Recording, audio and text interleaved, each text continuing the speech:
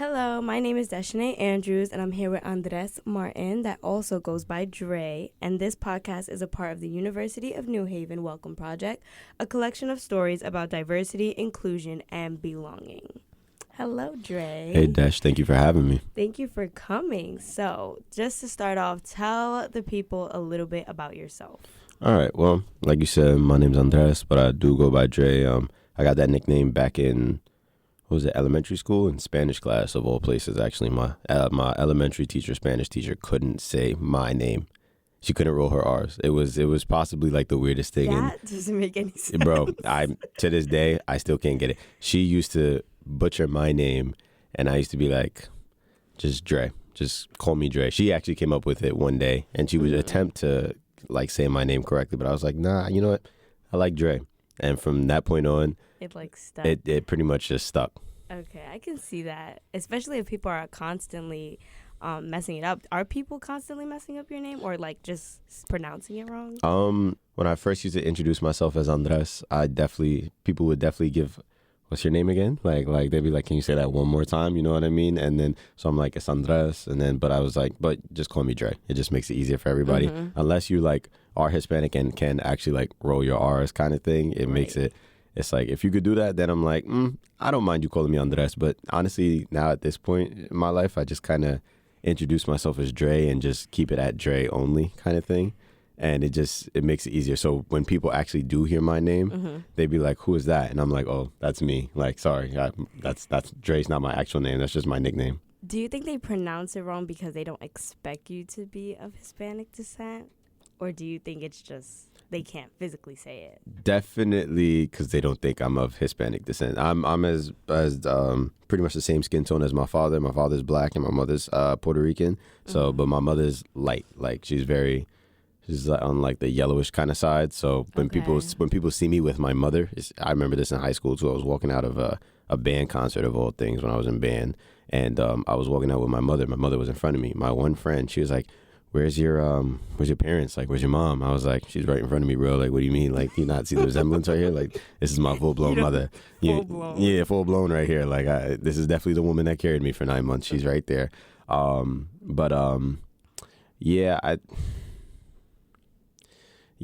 just feel like it's difficult for them to say, and then they definitely don't see it when they look at me. They definitely don't. Does it bother you, though?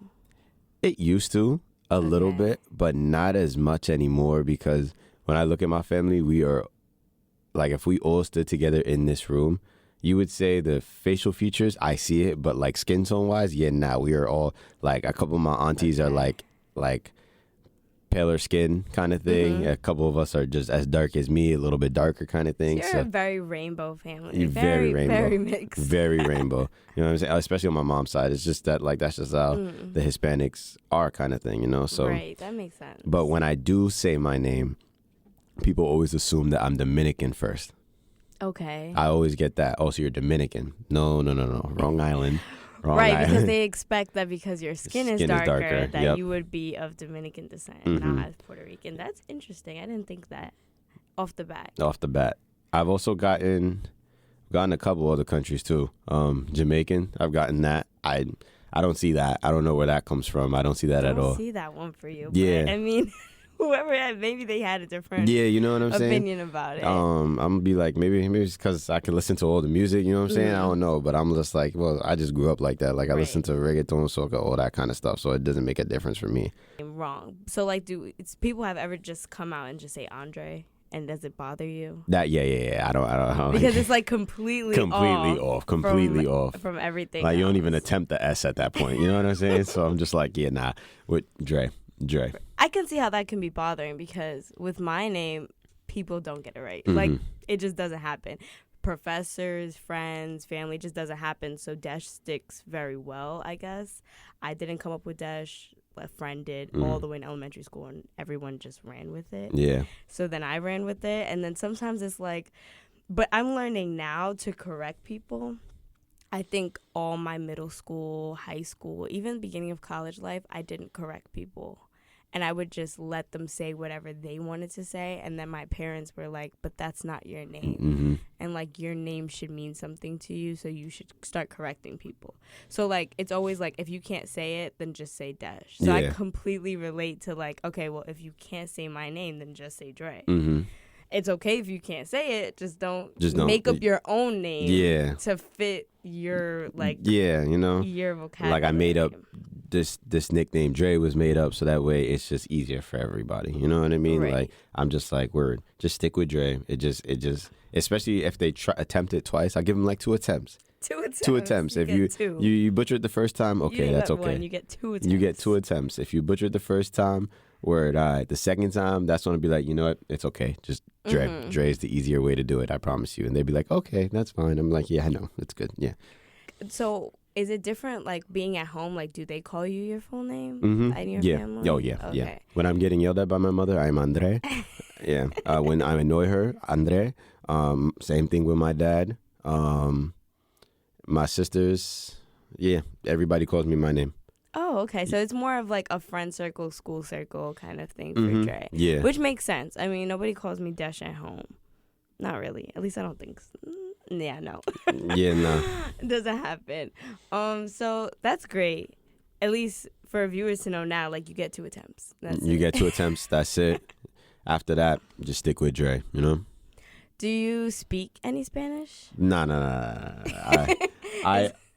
When we lived in the Bronx, the thing about me is I can kind of understand it a little bit if you're speaking not too fast. Like if it's somebody that comes straight from one of the islands or something like that, and they speaking it like bat out of hell. Yeah, nah, I'm not gonna pick that up.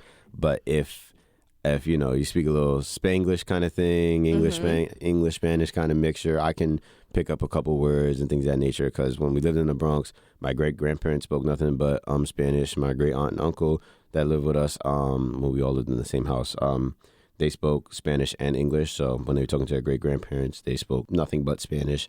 My mom, she does speak Spanish, but once we moved upstate, there was nobody really around nobody else that really spoke Spanish like that. So we just kind of kept it at English kind of thing, you know what I mean? Okay, that makes sense. So I feel like if I lived in the Bronx the rest of my life, I probably might have picked it up a little bit more because I would have been in that household a lot more, and I would have heard it a lot more, and I probably would have tried to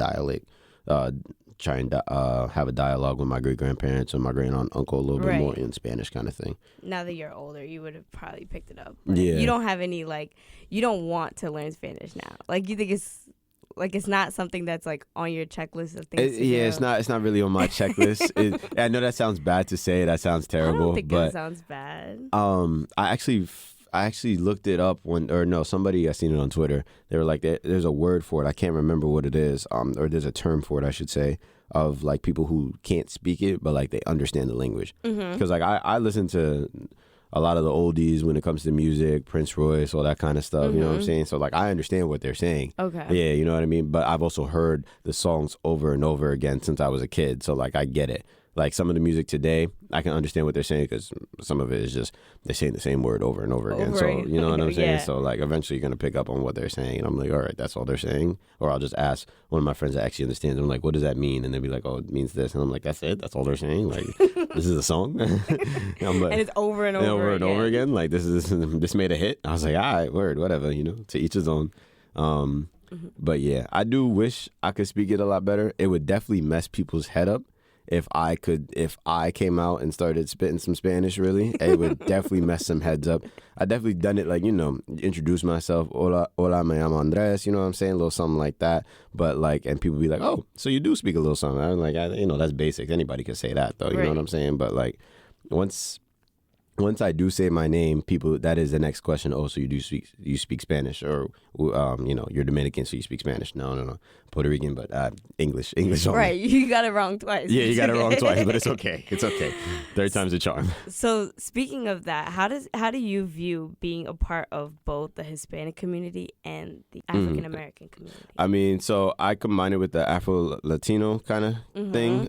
So I mean, I see it as the best of both worlds kind of thing. The food on both sides be great. That's a great way to look at it. The food on both sides be great. We eat good over here. That's all I got to say.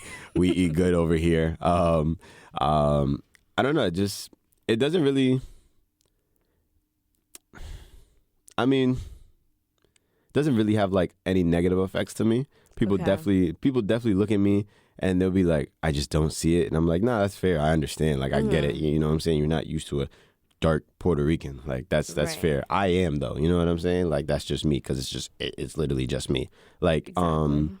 the superhero, Miles Morales. He's literally me. You know what I'm saying? Okay. So I am a Marvel fan. I am a little kid when it comes to that kind of stuff. A So little nerd. that was like the character. Oh for you yeah, when they came out. When like, they came wow, out I with see Miles, myself. yeah, I see myself. You know what I'm saying? I was like, I'm not from Brooklyn, but like, you know what I'm saying? Like, we lived that lifestyle. His mother was Puerto Rican, his dad is black. I was like, that is exactly how my household is. That is exactly that. I was like, I relate to this in every single way possible. And next Spider-Man. yeah, you know what I'm saying? Listen, I'm ready for the casting. I'm ready for the casting. I've been stretching, you know, I'm limber. I can do the flips and all that. I'm ready. I'm so ready. Let's get it going, Marvel. Talk to me. I'm glad you have like a positive outlook on it though, because I know a lot of people that struggle when they're in two different communities and they don't know how to be a part of either one. But it sounds like you mesh very easily in both of them, and you figured out how to make them coexist. Yeah, because I mean, my family, it's not like my family was ever distant towards me with any of that kind of stuff, you know what I mean? Like we just accepted it, and then especially because most of my family looks like me, so it's like it's just natural to me. They might be a little bit lighter, but like not that much, you know what I mean? Right, you grew up in that household where it wasn't like strange. Yeah, it wasn't strange at all, kind of thing. Like, and then you grew up in New York, right? And New York is like it's a melting pot. So you know what I'm saying? Everybody is like, nobody's surprised that anybody looks a certain kind of way or speaks a certain kind of way because everybody just coexists amongst each other. Exactly, bro. And even when I moved upstate, like, you know what I mean? Like, it was still people that, like, I still got along with the Hispanic kids kind of thing. Like, you know what I'm saying? I still could kick it with them kind of thing. And I never just saw race as anything. Obviously, it's something there, but, like, it's not, like, a big factor to me. You know what I'm saying? Like, I'll be like, yo, bro, like, I don't care. I kick it with whoever's cool kind of thing. That's just me at the end of the day. You're going based off personality and not based off where you're from, which is the way it should be. Do you think coming to UNH, it was a culture shock? Not really. So one, because there was a lot of New York heads that actually came to the school or actually come to the school, which was very surprising. A lot of the people that I've met, all from Brooklyn. Shout out to the good bros. Y'all know who you are.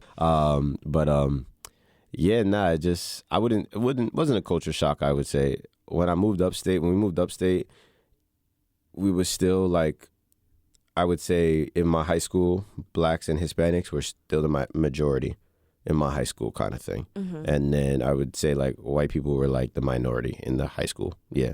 The classes I would sit in though were a lot of honors classes and stuff like that. So like 6th, 7th, 8th grade, I was in the honors classes. I was definitely like one of the few, and by few I mean like one or two. Sometimes it used to just be me, sometimes like dark-skinned kids in the classroom. So at times that did feel like, damn, like it's a lot, you know what I'm saying? Like everybody else is like, a lot of pressure. Yeah, a lot of pressure. I remember one time a security guard, she pulled me to the side, and she was black, an older black woman. She was real nice though. She pulled me to the side and she was like, "I see you." And at first I thought I did something wrong. I was like, damn, what did I do? I was like, not even doing anything, but I was like, damn, she called me for something. I was like, I must have did something. I just don't even remember what it was for. Might have been a week back. She was like, "I see you." And I was like, "What do you mean?" And she was like, "I see you in those classes. Keep doing what you got to do." She's like, "You're the only dark-skinned kid in those classes. I see you." And I was like, "Huh. Thank you for shouting me out," because, you know, like, like sometimes it feels like it goes unnoticed. Yeah, you know what I'm saying? Like it felt like a lot of pressure kind of thing. So I was just like, and I was doing it because I was good at school, or I am good at school, and I did enjoy learning and stuff like that, and I did like a push, but those classes did get a little difficult every once in a while. I did feel like people, just in general, got better takes on it than I did. I don't know. At first I was like, yo, maybe this isn't for me, but I was like, I'm not going to quit kind of thing. And that is kind of like the attitude that I've brought with me throughout my whole college journey too. Like it gets very difficult at times. I work at Amazon right now, work late night shifts. It's a lot. Right. It's been a lot, but I could say like when you have people that support you and that really push you, and you just see that people see your progress and are really taking little looks at you, and it's like you don't even think that anybody's really looking at you, but people are, you know what I'm saying? So nobody's realizing, but people are realizing. People are realizing kind of thing. So you just got to sit there and be like, all right, word. let me keep my head up. We're going to keep it pushing, and we're going to get through this no matter what. Well, I think that's a great way to end off this interview. So my name is Desheania Andrews. Thank you, Dre, for meeting with me and giving your message. This podcast is a part of the University of New Haven Welcome Project, a collection of stories about diversity, inclusion, and belonging. To listen to or watch more projects, visit newhavenwelcome.com.